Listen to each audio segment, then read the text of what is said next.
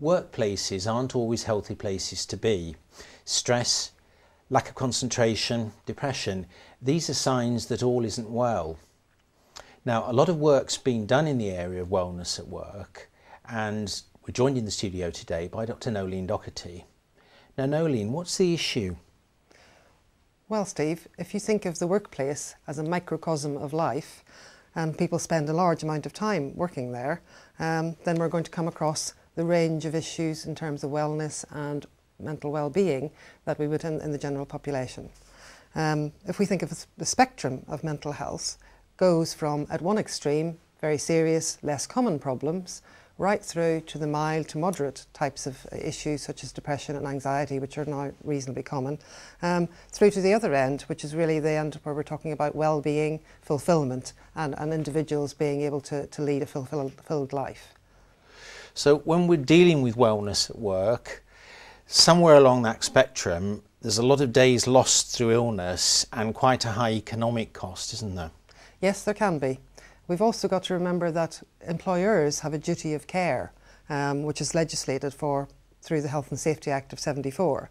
And that indicates that employers have a duty of care to ensure, as far as is reasonably possible, both the health and safety, mental and physical, of their employees. And that really underpins the idea that if employees are being cared for in the work environment, then productivity should also show positive increases. But let's face it, at the moment times are hard. Can employers really do these things? Yes, indeed, times are hard, and in the current recession we've seen people under a lot of pressure and stress at work. But to have a knee-jerk reaction to the current situation is short-term. The longer-term benefits of taking a more proactive approach are quite key.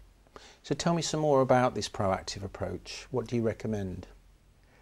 A proactive approach is really based on building a business case. We have lots of statistics available at the moment to show what the downsides of stress, depression and anxiety in the workplace can be.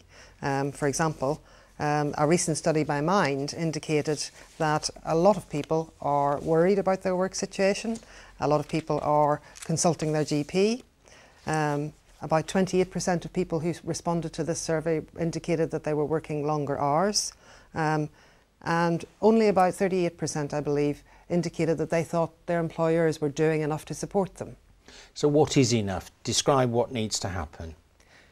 In the workplace, an organisation, first of all, needs to recognise that this is a potential issue.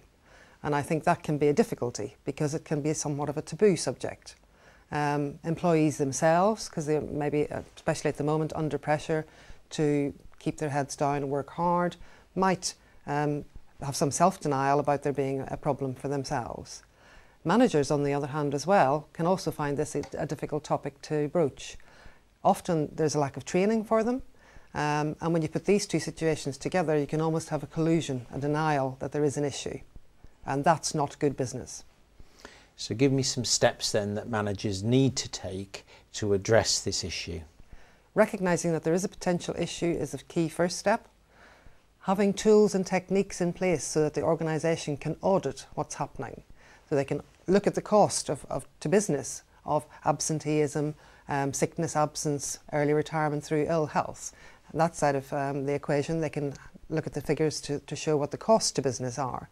They can also balance that equation by looking at the other side to see what the costs of potential support might look like.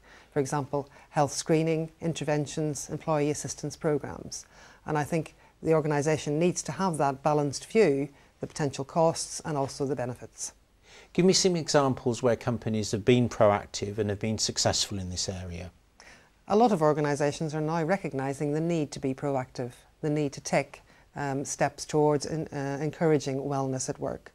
For example, Royal Mail institutes programmes of proactive mental well-being. Boots too are another organisation that's been successful and has got some benefits from this.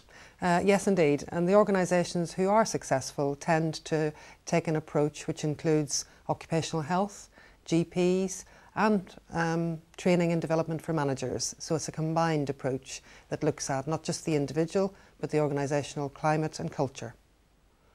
So if you were to leave me with a message, what would it be? Looking after the well-being of employees is not a luxury. It has a bottom line impact on business, and therefore it's something that both individuals and managers should take very seriously. Nolene, that's a very telling message. Thank you very much.